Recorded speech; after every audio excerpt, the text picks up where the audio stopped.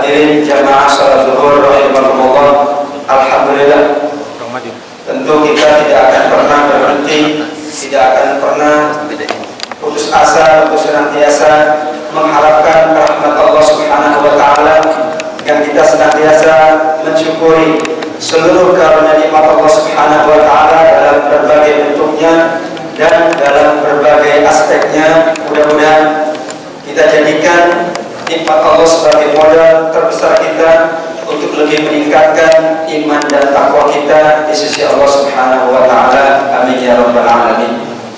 Salam dan salam kita sampaikan kepada manusia yang amat sangat kita muliakan, Rasulullah sallallahu alaihi wasallam.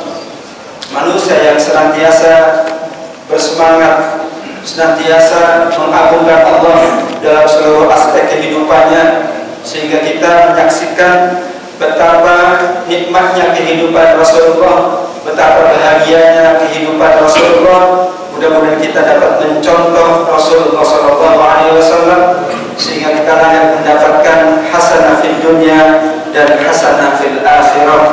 Amin ya rabbal alamin. Hadirin jamaah kaum muslimin rahimakumullah. Tidak terasa kita sudah memasuki surat Asy-Syu'ara. Surat yang keberapa? Yang ke-26. Berarti tersisa berapa surat? Kalau 114 berarti masih banyak ya. Asy-Syu'ara ini termasuk surat yang diturunkan sebelum hijrah. Ada hal yang menarik. Secara bahasa, Asy-Syu'ara artinya adalah para penyair, para sastrawan, para seniman seniman media, para pekerja media, para penggiat media. Bahasa sekarangnya apa ya? Para penggiat di bidang media itu disebutkan oleh Allah dengan bahasa yang indah sebagai Asy-Syu'ara.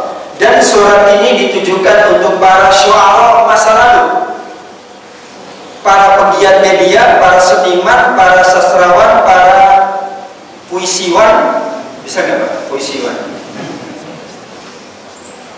yang disebutkan oleh Syekh Amrul Khalid bahwa dahulu Allah membicarakan tentang komunitas ini, kelompok manusia yang dinamakan sebagai Asy-Syu'ara, sampai Allah abadikan sebagai salah satu nama surat. Kalau kita cermati, ada nggak penggiat lain yang Allah sebutkan di dalam Al-Quran sebagai nama surat? Pedagang ada nggak Pak? Surat At-Tujjar nggak ada ya, pedagang. Apalagi pegawai negeri sipil nggak ada. Tapi penggiat media, mereka yang kiprahnya adalah di dunia publikasi, di dunia media, itu mendapatkan tempat di sisi Allah sampai diabadikan oleh Allah sebagai salah satu dari nama surat, yaitu Asy-Syu'ara. Sehingga kata beliau, fokus dari surat ini adalah bicara tentang media, tetapi konteksnya adalah media sebagai sarana dakwah, bukan media sebagai sarana fitnah, sarana menyebarkan kemaksiatan. Tetapi memang media adalah alat yang mungkin punya dua ketajaman, dua mata pisau.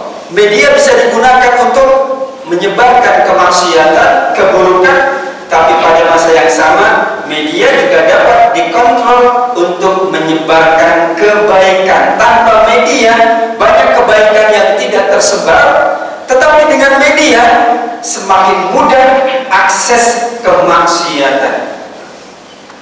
Kalau kita cermati sekarang, kira-kira media yang ada, para syu'aranya, di syu'ara bahasa dulunya para penyair, para sastrawan. Kalau sekarang macam-macam ya, para penggiat atau para mereka yang memang giat untuk menyebarkan berbagai macam informasi-informasi. Kalau dominasi dari media itu penyebar kemaksiatan, maka inilah yang Allah sebutkan wasyu'ara'u yattabi'uhumul ghawun. Ini bahasanya dalam sekali. Dan para penyair dulu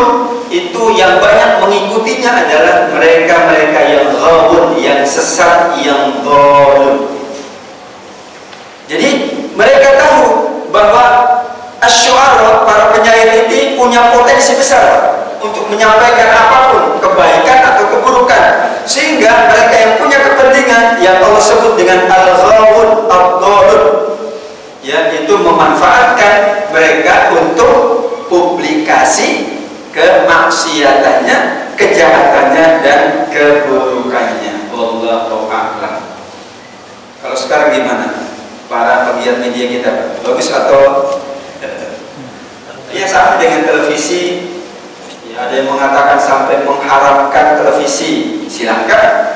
Mengharamkan sesuatu, silakan. Tapi ini adalah merupakan alat yang punya dua kemungkinan, untuk kebaikan atau sebaliknya untuk keburukan. Kalau itu yang menentukan bukan alatnya, yang patut disalahkan bukan alatnya. Kalau ada intermezzo dulu, ada jemaah haji beli TV-nya di Saudi Arabia dengan harapan ketika pulang acaranya ngaji, acaranya kuliah, kajian, acaranya sholat di Masjidil Haram, Masjid Nabawi. Tidak ada acara-acara yang kagak jelas gitu ya, acara-acara yang notabene merusak. Dia belinya di Saudi kan. Pas dicoba dulu. Wah, bagus Pak, acaranya semuanya ngaji, ya. Live dari Masjidil Haram, Masjid Nabawi, sholat. Oh, bagus ini. Hadis, kutipan-kutipan hadis. Wah, dia beli dengan harapan kalau sampai di Indonesia acaranya tetap seperti yang dia coba di toko televisi. Sampai pulang ke Indonesia, dia langsung, mari kita lihat televisi saya, insya Allah aman. Ini televisi yang paling aman, tidak ada infotainment, tidak ada riba, tidak ada fitnah. Ketika dibuka ternyata yang keluar sama. Jadi bukan televisinya, tapi yang bergerak di dunia pertelevisian, di dunia media. Ini alat ini bisa kita gunakan untuk dakwah, alat ini bisa kita gunakan untuk mensosialisasikan kebaikan. Nah, inilah beliau katakan bahwa asy-syu'ara dahulu itu ternyata punya pengaruh yang sangat besar, sehingga al-ghawun, mereka yang punya kepentingan itu memanfaatkan para sastrawan, para seniman untuk kepentingan mereka yang notabene lebih ke arah negatif. Wallahu a'lam. Nah, ini pandangan beliau. Saya juga terkejut Pak, memahami asy-syu'ara dikaitkan dengan sekarang.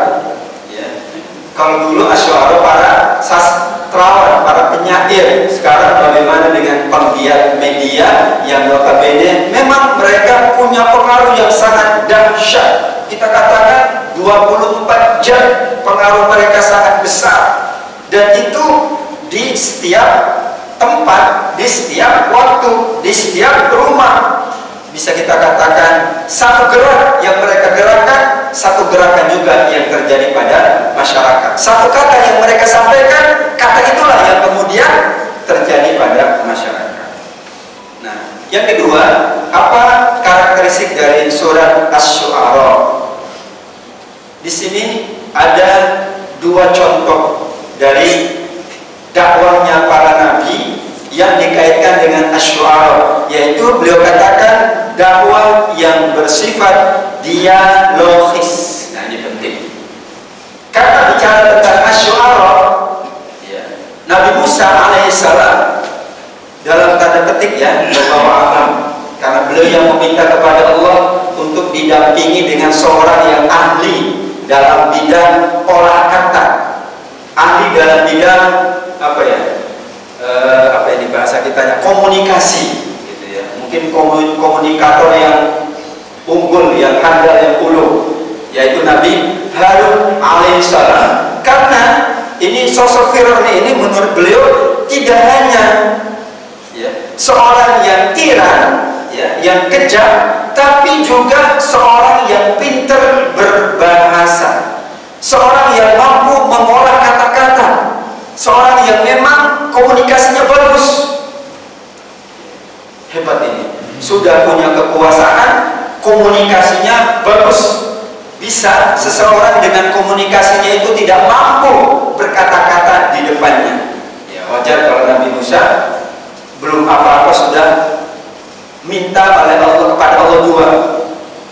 Rabbi shrah li sadri, minta dimudahkan, diringankan, dadanya dilapangkan, ya, dimudahkan urusan dan dilancarkan perkataannya, komunikasinya ketika berbicara kepada Fir'aun. Yang kedua juga minta didampingi dengan seorang yang memang baik dalam berkomunikasi. Iya Pak, betul. Orang itu hebat, ilmunya banyak, ngomongnya kagak jelas, nggak enak gitu ya. Orang biasa-biasa saja tapi ngomongnya enak gitu ya, susunannya juga tertata, komunikasinya baik, itu bisa lebih besar pengaruhnya di mata masyarakat. Itulah di sini Allah menjabarkan dua kisah yang sangat penting. Di sini disebutkan wa yadhiqu sadri wa la yantaliqu lisani. Ya, Asy-Syu'ara ayat 13. Nabi Musa mengakui yang dihadapi bukan sekedar mereka atau seorang yang secara fisik kuat, tetapi secara verbal bahasa Firaun itu bahasa yang perlu dicermati dengan bijak. Bagaimana di sini?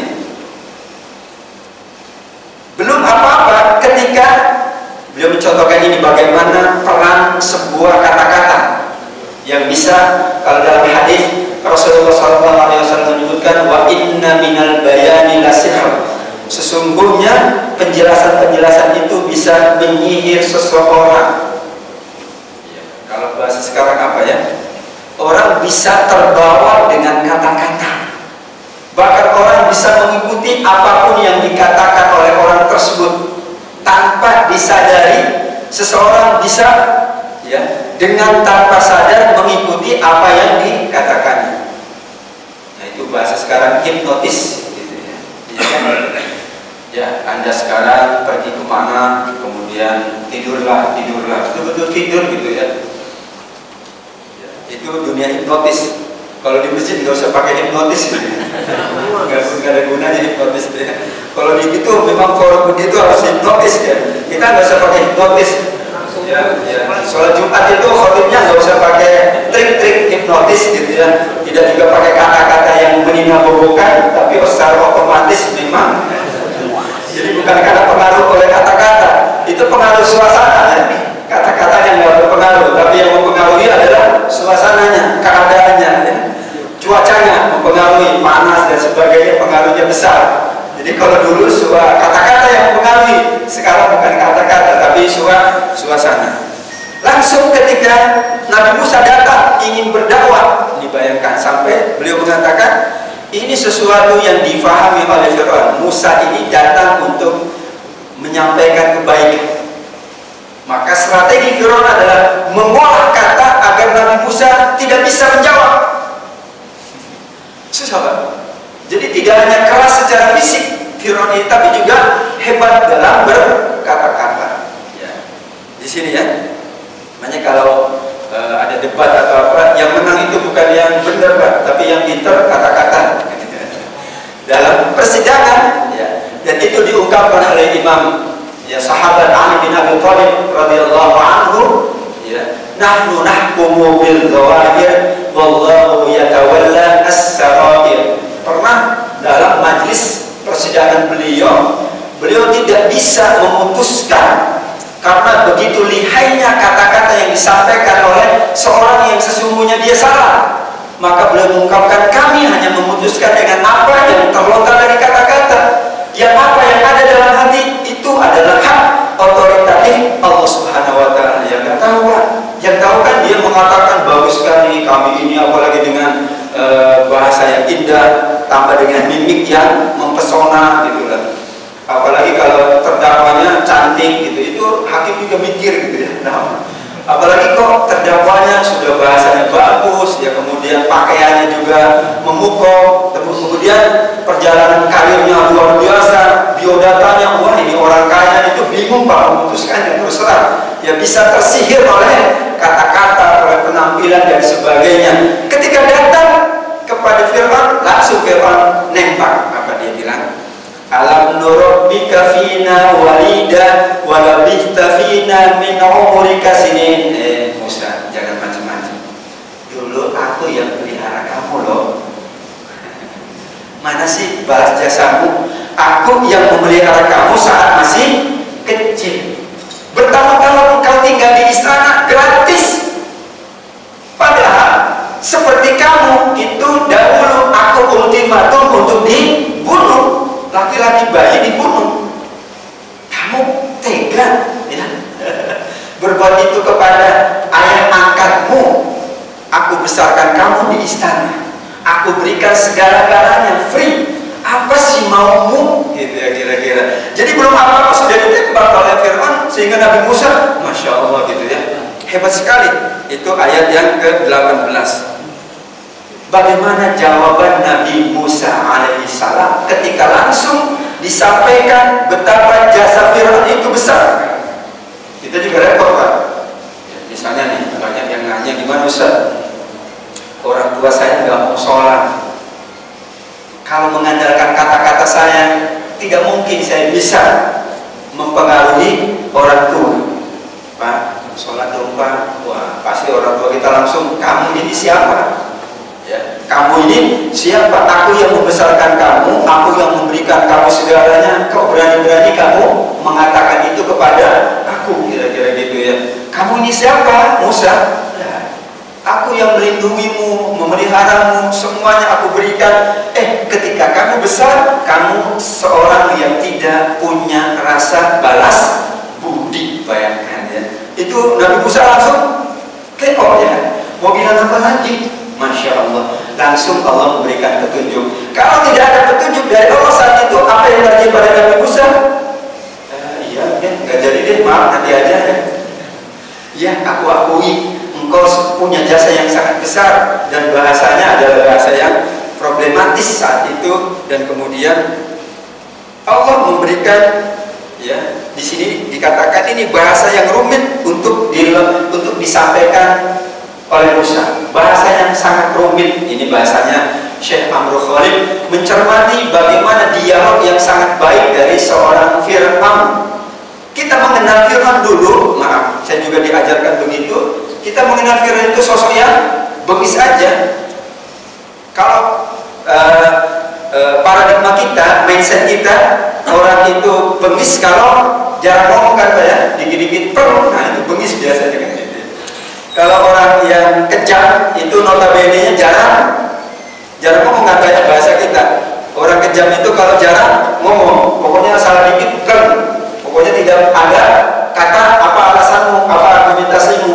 Tapi ternyata Fir'aun ini bukan sekedar ya kejam dalam arti secara fisik, tapi verbalnya, kata-katanya itu juga membuat rumit Nabi Musa alaihissalam. Nah gitu.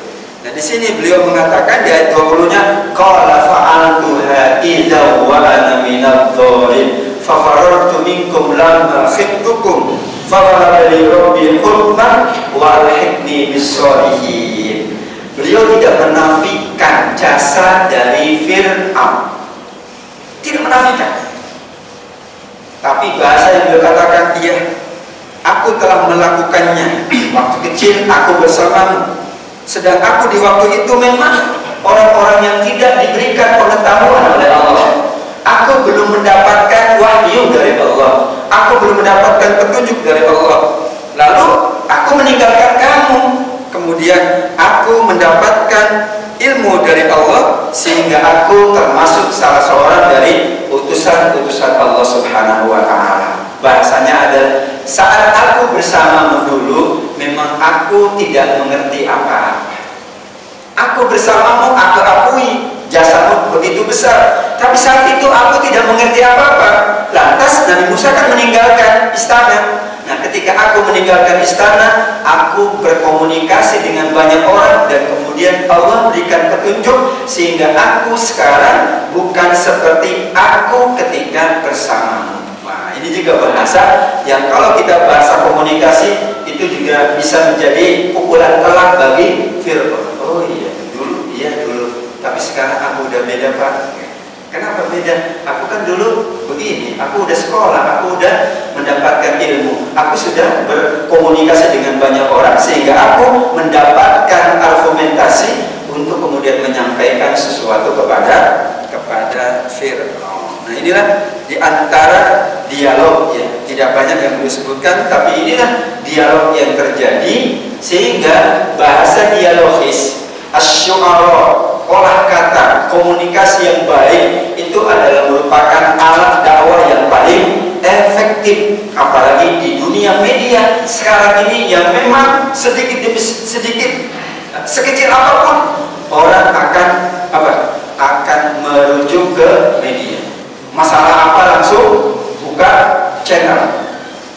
Kalau dulu ada masalah buka Al-Quran, buka hadis, atau nanya kepada ulama, kepada guru. Sekarang kalau ada masalah tinggal buka channel, kemudian kita percayai apa yang ada dalam channel tersebut. Sudah bermasalah. Wasyu'ara'u yattabi'uhumul ghawun, sampai Allah ucap bahwa para sastrawan, para seniman, para penggiat media umumnya, bukan seluruhnya, itu dimanfaatkan oleh orang-orang yang ingin menyesatkan manusia. Wallahu a'lam.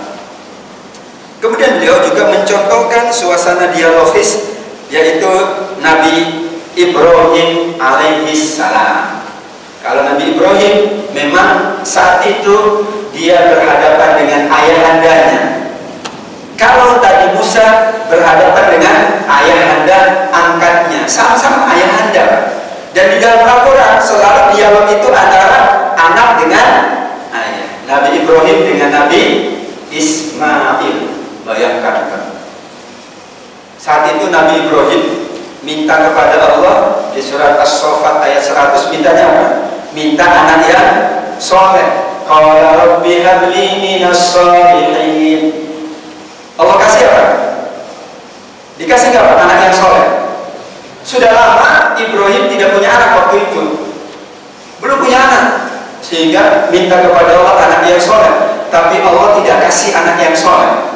Allah kasih anak yang sangat penyabar. Fabasyarnahu bighulamin halim. Nah, halim itu artinya lebih dari sabir. Makanya sebetulnya Indonesia ini insya Allah aman dan tidak ada masalah, karena nama-nama orang-orang Indonesia itu banyak mencerminkan sifat-sifat bagus, Pak. Ada Pak Sobiri, itu paling sabar gitu ya. Apalagi Pak Halim juga sabar. Muhsinin, orang-orang baik. Ada muttaqin, orang-orang bertakwa. Ada sholihin, orang-orang soleh. Jadi isinya orang Indonesia itu muttaqin. Ada nama-namanya kata sobirin, muhsinin, apa lagi Pak? Mukminin juga ada, muslimin ada juga. Jadi lengkap sebetulnya.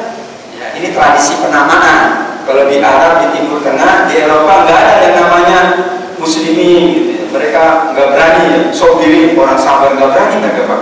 Padahal mereka sabar banget ya. Kita itu udah isinya sobirin, maaf kalau ada yang namanya orang-orang sabar, muttaqin, orang-orang bertakwa, muslimin, ada muslimin, mukminin, apa lagi Pak? Solihin, apa lagi Pak? Masya Allah. Iya, mujahidin, Masya Allah, mujahidin, cakep-cakep. Nah, orang Arab ini tradisinya nggak mau menamakan itu Pak. Mereka lebih memilih menamakan dengan nama hewan asal, gitu ya. Singa, Fahad, anak singa, gitu ya. Nama-namanya itu. Jadi mereka nggak berani menamakan dengan sifat-sifat itu. Kita alhamdulillah sudah berani. Jadi isinya insya Allah Indonesia itu aman Pak. Karena banyak orang-orang yang sabar, ya, banyak orang-orang bertakwa, banyak orang-orang soleh, orang-orang beriman, orang-orang yang berserah diri dan lain sebagainya. Maksudnya di sini adalah Nabi Ibrahim sama berdialog dengan ayahandanya. Musa berdialog dengan ayahanda angkatnya, yaitu Fir'aun. Nabi Ismail dan Al-Quran banyak menyebutkan dialogis antara ayah dengan anak. Nabi Ibrahim dengan Ismail, Luqman dengan anaknya. Tidak ada dialog antara ibu sama anak di Al-Quran. Maaf, nggak ada. Padahal yang paling banyak waktu seorang anak itu dengan ibu atau dengan ayahnya? Dengan ibunya. Inilah kata beliau, kata-kata seorang ayah meskipun dalam waktu yang singkat, itu besar pengaruhnya dari seorang ibu. Ini kata-kata, bicara tentang bahasa, tentang kata-kata. Jika seorang ayah mampu menyampaikan bahasa dialogis dengan baik kepada anaknya, mengalahkan sekian lama seorang ibu bersama anaknya. Ya, ibu sama anaknya sama-sama masak. Ya, ibunya masak dibantu sama anaknya masak. Nggak ada omongan, diem semuanya gitu. Makan diem. Datang ayahnya menyampaikan kata-kata bijak, atau kemudian nanya, dialog, komunikasi, gimana tadi nak sekolahnya, waduh gimana ininya, terus gitu ya. Itu membekas, kata beliau, Allah ini analisis. Ya bisa benar, bisa salah, tapi bahwa kata-kata seorang ayah itu pengaruhnya lebih besar, meskipun memang waktu yang dimiliki oleh seorang ayah tidak banyak dengan anaknya. Karena tidak banyak waktu yang dimiliki, maka seorang ayah harus bisa berbahasa yang baik ketika bertemu dengan anaknya untuk menyampaikan kebaikan. Ini yang susah. Kebanyakan tapi yang di sini enggak. Ayah pulang itu isinya marah aja kan Pak? Atau ketika pulang bahasanya bahasa satu aja, mau apa enggak? Ya, bahasanya itu kamu mau apa enggak? Aja. Enggak mau, ya udah, mau, ya udah. Itu bahasanya seperti itu. Sangat ya. Sangat apa Pak? Sangat hemat bahasa. Hemat sekali bahasanya. Padahal sama orang lain bahasanya tidak hemat. Tapi kalau sama anak bahasanya sangat hemat banget. Kemudian Allah Maha tahu bahwa Nabi Ibrahim minta anak yang soleh, minas solihin, as-sofat ayat 100, tapi Allah tidak kabulkan dalam arti positif. Allah kasih bukan anak yang soleh, tapi anak yang sangat penyabar. Babasyanahu bighulamin halim. Kenapa?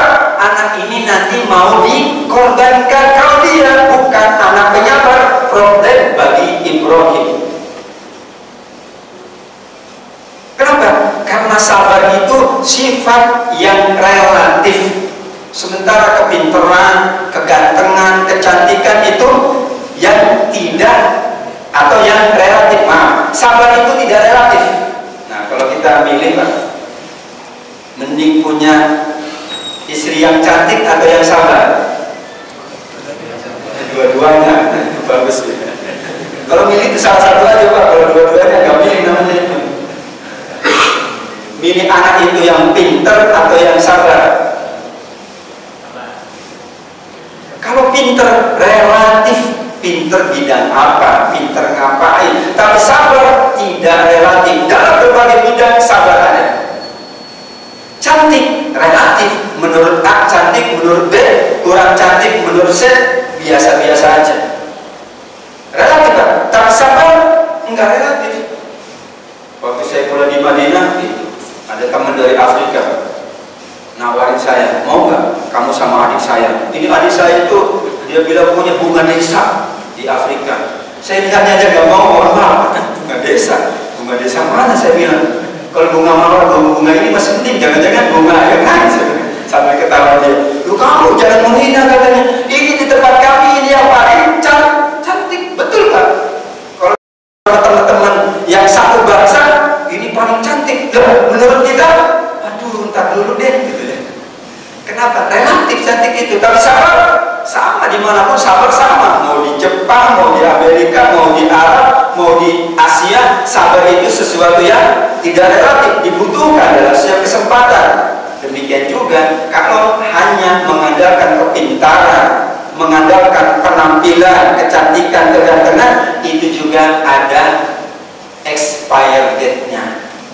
Tapi kalau kesabaran tidak ada masa berlakunya. Kalau cantik ada masa berlaku, 50 tahun berkurang. Kita juga sama, ada masa berlaku. Kepintaran kita ada masa berlakunya Pak. Udah 60, 70 tahun udah mulai ini aja lupa naruh kacamata di mana. Udah mulai PIK rupanya, udah mulai pikun. Relatif. Tapi kalau sabar sangat dibutuhkan. Ketika usia lanjut juga kesabaran tetap dibutuhkan dimanapun dalam berbagai aspek. Karenanya Allah mengatakan ini keluarga ini jadi teladan. Karenanya apa? Yang dibutuhkan oleh keluarga ini adalah anak yang sabar, seorang ayah yang sabar, dan ibu yang sabar. Betapa tidak sabar. Hajar ditinggalkan di Mekah yang tandus, yang saat itu belum ada yang datang. Yang pertama kali datang, belum ada yang datang. Kita suruh tinggal di tempat yang belum ada orang yang bangun rumah, dan ternyata di situ tidak bagus secara ekonomi. Kering, tandus, susah cari makanan, penghidupan juga jauh dan sebagainya. Kenapa? Dia tahu ini sabar, seorang wanita yang sabar, Hajar. Maka tenang saja ketika ditinggalkan oleh suaminya Ibrahim. Ibrahim juga sabar. Ini perintah Allah. Dia juga yakin kalau semua perintah Allah pasti.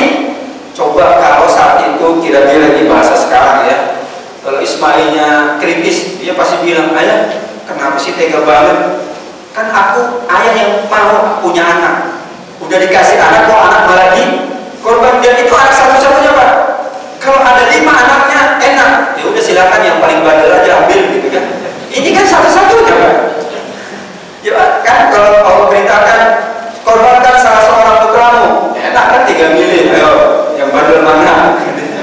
Ya kira-kira gitu, yang paling yang keselin mana? Dan ini satu-satunya, itu juga lama mintanya dapat, kok malah dikorbankan. Bayangkan Pak, pengorbanannya atau perintahnya melalui apa? Melalui mimpi. Itu paling rendah secara ini, secara logika. Misalnya kita diperintahkan melalui mimpi, ibu kita muncul dalam mimpi kita, nah kamu harus menikahi wanita yang itu, mau gak Pak? Entar dulu, cuma mimpi.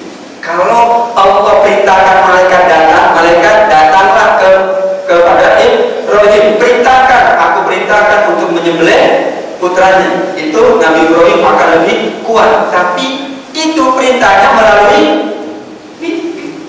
Dan mimpi itu susah untuk dipercayai. Ada orang mimpi nanti tahun 2016 Indonesia tenggelam, itu mimpi, tenang aja Pak. Kalau mimpi gak usah dipercayai banget. Tapi ini mimpinya para nabi. Meskipun mimpi nabi, namanya mimpi, tetap kedudukannya susah Pak.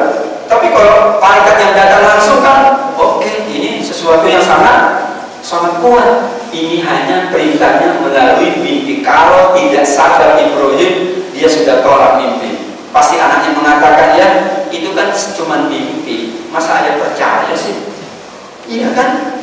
Tapi kalau datang malaikat menyerupai manusia, atau malaikat langsung datang, ada suara dan lain sebagainya, itu akan lebih kuat. Kenapa? Sabar. Satajiduni insyaallahu minas sabirin. Engkau akan dapati ayahanda, aku termasuk orang-orang yang insyaallah sabar. Nggak pakai sabar Pak, ada insyaallah-nya. Itu sabar banget itu pakai insyaallah. Padahal dia sudah Allah katakan gulamun halim, anak yang sangat penyabar. Bagaimana dialog Ibrahim dengan ayahandanya? Di sini Pak. Afara'aitum ma kuntum ta'budun antum wa aba'ukumul aqdamun fa innahum aduwwun li illa rabbil alamin.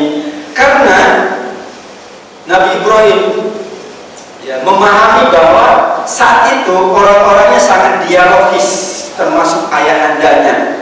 Tidak mudah kita menolak dengan satu kata, kita menolak harus dengan 1000 kata. Atau kita membantah tidak bisa hanya dengan satu kata, tidak, tapi kita membantah dengan 1000 kata, baru dia yakin dan puas. Maka apa yang disampaikan? Ini Tuhanku begini nih, alladzi khalaqani fa huwa yahdin, dia menciptakan aku dan memberikan petunjuk. Alladzi huwa yut'imuni wa yasqin, memberi makan kepada aku dan memberikan minum. Kalau aku sakit, dia yang menyembuhkan, dan dia yang mematikan kemudian menghidupkan. Dan itulah aku sangat menginginkan agar Allah mengampuni kesalahan-kesalahanku pada hari kiamat. Dieksplor oleh Nabi Ibrahim bagaimana keunggulan Tuhannya. Nah, bahasanya gitu Pak. Karena saat itu kan dia dipaksa untuk menjual berhala. Ya. Saat itu ayahandanya tidak bisa menyampaikan apa keunggulan. Nah, kalau kita mau jualan kan kita harus punya ya apa namanya Daya jualnya adalah dari keunggulan yang kita mau jual itu apa? Saya jualan ini apa? Kelebihannya, keunggulannya. Nabi Ibrahim menjual dakwahnya dengan menyampaikan keunggulan, keagungan Allah Subhanahu wa Ta'ala. Coba Tuhanmu bisa apa? Tuhanmu nggak bisa apa-apa. Tuhanku bisa ini. Makan aja aku dikasih Tuhan. Semuanya disampaikan. Aku sakit, Allah yang menyembuhkan. Inilah sisi bahasa kitanya. Kita ingin menyampaikan dan kemudian orang lain percaya dengan apa yang kita sampaikan, maka yang kemudian digunakan oleh para sales kan gitu. Wah, ini barangnya Pak, pokoknya 5 tahun gak rusak-rusak. Akhirnya orang terbawa gak Pak? Gak percaya Pak, coba gini-gini, gak apa-apa ini lihat. Jadi gini-gini tidak koyak gitu ya. Padahal yang dijadikan contoh yang itu, yang lainnya koyak gitu kan. Kira-kira. Tapi bahasanya adalah bagaimana memasarkan sesuatu yang kemudian yang dipasarkan adalah harus keunggulan-keunggulan. Nabi Muhammad menyampaikan keunggulan-keunggulan Islam ini, keunggulannya, dan itu yang dipasarkan. Bukan menebarkan kebencian, tapi kebaikan-kebaikan. Ini kalau kamu begini, ini data daripada begini, ini kemudian. Jadi suasana yang dialogis itulah layak untuk ditempatkan di surat Asy-Syu'ara, yang menjadi catatannya adalah pentingnya sebuah media bahasa yang baik di dalam menyampaikan dakwah. Memang media itu adalah punya dua mata pisau, bisa untuk kebaikan tetapi juga bisa digunakan, dimanfaatkan untuk keburukan. Karenanya kita tidak boleh menyalahkan atau menutup namanya sekarang era media, tapi bagaimana SDM atau penggiatnya atau pelakunya memiliki kebaikan, memiliki ketakwaan, memiliki keinginan untuk menyebarkan kebaikan. Jika tidak, maka yang terjadi adalah justru yang banyak diserap oleh masyarakat, yang banyak didengar oleh masyarakat, yang dilihat dan lain sebagainya, justru menjauhkan mereka dari Allah Subhanahu wa Ta'ala. Disinilah dia mengatakan agar kita menggunakan sarana paling utama dalam menyebarkan dakwah, kita juga menggunakan sarana itu dengan sebaik-baiknya dalam rangka ketaatan kepada Allah. Inilah media massa Rabbani. Beliau katakan Asy-Syu'ara ini banyak membahas tentang bagaimana kita memanfaatkan media untuk kepentingan dakwah dengan dialog-dialog yang sangat bijak, dialog yang baik. Dan kalau dialog pasti membutuhkan ilmu. Ya, tidak mungkin orang dialog tanpa ada dasar ilmu. Sehingga itulah pentingnya ilmu. Kemarin saya ke Jepang minggu lalu. Orang lain pergi haji, saya pergi ke Jepang 10 hari. Wah, luar biasa. Banyak dialog-dialog yang saya dapatkan. Jadi ada teman yang tanya, Ustaz, saya mau puasa tapi ditanya oleh mereka, apa sih untungnya puasa? Kalau kamu bisa menyebutkan keuntungan puasa, saya juga siap untuk puasa. Jadi mereka banyak mu'alaf, tapi kalau puasa sholat nggak mau dulu. Yang lain mau, kalau puasa sholat berat katanya. Jadi dia ingin tahu apa sih? Coba kamu sebutkan, bingung dia juga. Kalau puasa kan kamu jadi letih, puasa kan kamu jadi bekerjanya tidak sungguh-sungguh, kan puasa kamu mana ya? Istilahnya tubuh kita kan kenapanya tidak asupannya kurang. Logis kan? Tapi bagaimana kita mendialogkan? Ya, itu dengan bahasa dialogis mereka bisa mengerti. Coba kalau kamu mau operasi pakai puasa enggak? Pakai ya, gitu. Berarti apa?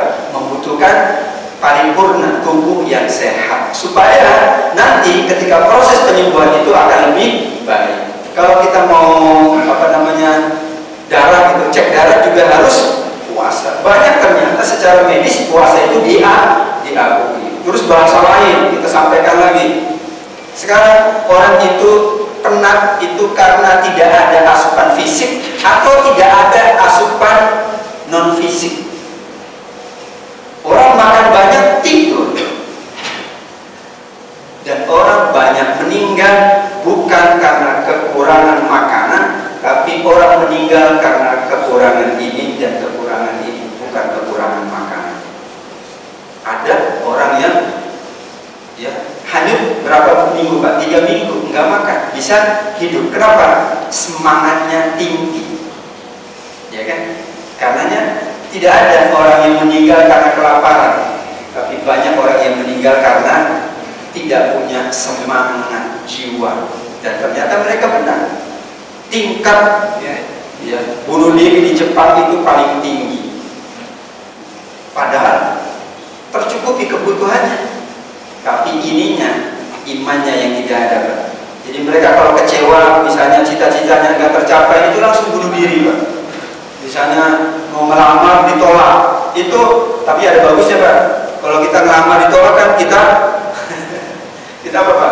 Ya kita ancam kan orang itu. Kalau dia enggak, jadi kalau lamar ditolak atau cita-citanya tidak kesampaian, itu dia kembali kepada diri sendiri, tidak mau melukai orang lain, lebih baik melukai diri sendiri. Yaitu yang kita sebut dengan hal ini. Ya, itu. Jadi kesel sama orang, kalau kita kesel sama orang kan kita antem aja orang itu. Dia kesel sama orang nggak boleh, Pak, sama orang, tapi dia kembali kepada dirinya.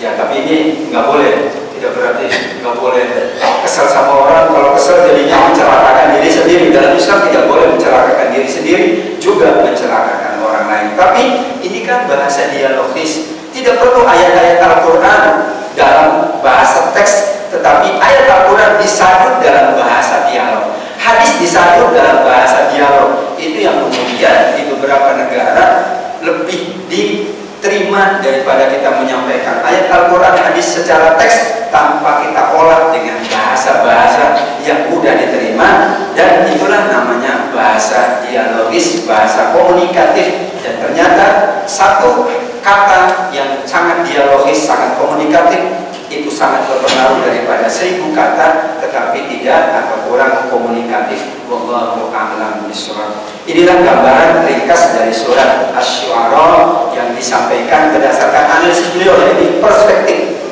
tentu banyak perspektif yang lain, tapi memang kita bukan membahas ayat per ayat, tapi apa karakteristik, apa hal yang beda surat ini dengan surat yang lain. Ada nama dengan nama satu pekerjaan, yaitu seniman, sastrawan, asy'ara. Tidak ada pedagang, tidak ada pegawai, tidak ada yang lain, tapi Allah mengabadikan nama surat dengan nama satu komunitas pekerjaan yang mulia, yaitu penggiat media, penggiat di dunia publikasi. Karena besarnya pengaruhnya, bisa mempengaruhi kebaikan atau mempengaruhi keburukan dalam sebuah masyarakat. Insya Allah demikian.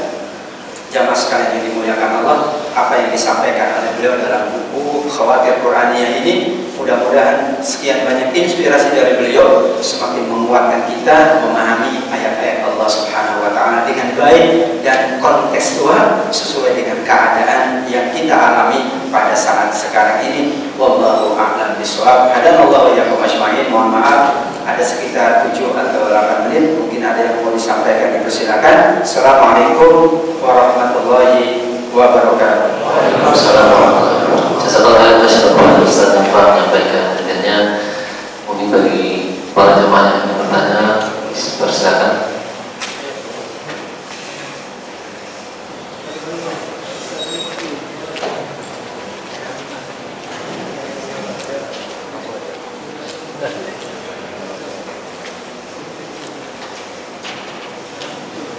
Ya, silakan. Assalamualaikum warahmatullahi wabarakatuh. Waalaikumsalam. Tadi Ustaz katakan Nabi Ibrahim berdoa minta anak yang soleh, diberikan anak yang anak yang sabar. Ya. Apakah di dalam soleh itu kita include sabar? Baik, subhanallah. Kita menganalisis bahasa atau kata yang digunakan oleh Al-Quran, karena tidak mungkin pilihan katanya itu salah. Ya, kita menganalisis katanya. Jadi istilah soleh ini istilah bahasa Arab, bukan bahasa Indonesia. Karena kalau jadi bahasa Indonesia, soleh itu identiknya apa, Pak? Sholatnya rajin, ya kan? Akhlaknya baik, meskipun tidak bisa ngapa-ngapain, yang penting ngaji bagus, itu soleh menurut perspektif kita. Nanti perspektif orang lain, soleh itu beda lagi, Pak. Soleh itu yang prestasi sekolahnya, akademiknya bagus, wah, itu anaknya soleh. Jadi ketika orang tua berdoa soleh, umum Umum nggak? Sangat umum, abstrak sekali. Menurut si fulan soleh itu kalau anak itu nurut sama orang tuanya itu soleh. Yang lain nggak apa-apa, dia berbeda dengan aku, yang penting dia prestasinya meningkat di dunia akademik, karirnya melonjak, bahkan dia lebih hebat dari orang tuanya, itu juga soleh. Nah, perspektif soleh ini bahasa Al-Quran adalah perspektif yang umum, barulah ada spesifikasi. Ketika Nabi Ibrahim berdoa, Rabbi habli minas sholihin, anugerahkan untukku as-sofat ayat 100 orang-orang yang soleh, anak yang soleh. Allah tentu maha tahu. Kenapa tidak Allah katakan fabasyarnahu bigulamin sholih, tapi Allah pilih katanya, dan kami beri kabar gembira kepada Ibrahim dengan lahirnya seorang anak yang sangat penyayang. Ada spesifikasi. Kenapa? Kesolehan saat itu adalah yang dibutuhkan adalah kesabaran. Tapi setuju bahwa sabar ini bagian dari kesolehan. Tapi Allah Maha mengetahui yang dibutuhkan saat itu apa. Dan ternyata kesabaran itu adalah tidak relatif, konstan, stabil. Kalau cantik ada waktunya. Kalau pinter juga tidak. Kalau pinter itu relatif. Pinter apa? Menurut fulan pinter itu begini. Orang kampung dikatakan anak pinter itu kalau A. Orang kota kalau B. Anaknya pengusaha dikatakan pinter kalau udah bisa dagang. Ya Pak. Tapi anaknya seorang kiai pinter, anaknya kalau udah bisa ceramah. Nah, kira-kira. Tapi kesabarannya, baik yang pinter dalam arti pinter akademik, baik yang pinter dalam arti pinter ceramah, pinter berbahasa, santun akhlaknya, tetap yang dibutuhkan saat itu, dan itu sangat tepat karena yang akan dilakukan oleh Allah terhadap keluarga ini adalah ujian. Kalau sekedar soleh dalam makna yang luas, maka berat untuk dialami oleh seorang Ibrahim, juga oleh seorang Ismail. Sehingga Allah bukan tidak mengabulkan dalam bahasa negatif, tapi Allah upgrade. Selain dari soleh, ingat, anakmu aku jadikan sebagai anak yang sangat sabar. Diperintahkan apapun pasti dia siap. Tetapi kesolehan sudah menjadi bagian yang inherent pada diri anak tersebut. Hanya Allah ingin menambahkan satu kriteria yang paling mutlak, yang tidak ada bandingannya, yaitu kesabaran. Istri yang sabar kan enak kan? Enak kan? Cantik, sabar, kaya, enak kan? Tapi kalau cantik, kaya, nggak sabar, hilang itu Pak, dan kecantikannya hilang nggak Pak? Hilang. Kita juga sama, kita udah kaya, jabatan tinggi, tapi nggak sabar, bisa juga ada ngapain?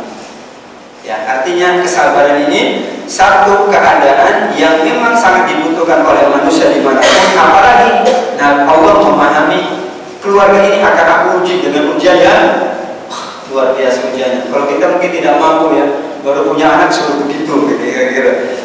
Perintahnya melalui mimpi. Mungkin kalau sekarang hanya perintahnya melalui WhatsApp, kita nggak percaya pakai WhatsApp. Itu banyak hoaknya soalnya, masya Allah. Di mana-mana hoak. Aduh, itu berita gimana caranya? Orang dapat dari ini, makanya sahabat Rasul mengatakan kafal bil mar'i kadziban ayu haditsa bi kulli masami'a. Orang itu dikatakan berdusta kalau menyebarkan apa yang dia tahu, padahal dia belum cross check. Nah, itu yang terjadi, masya Allah. Kalau WhatsApp itu, saya sampai bingung ini WhatsApp yang benar yang mana ya?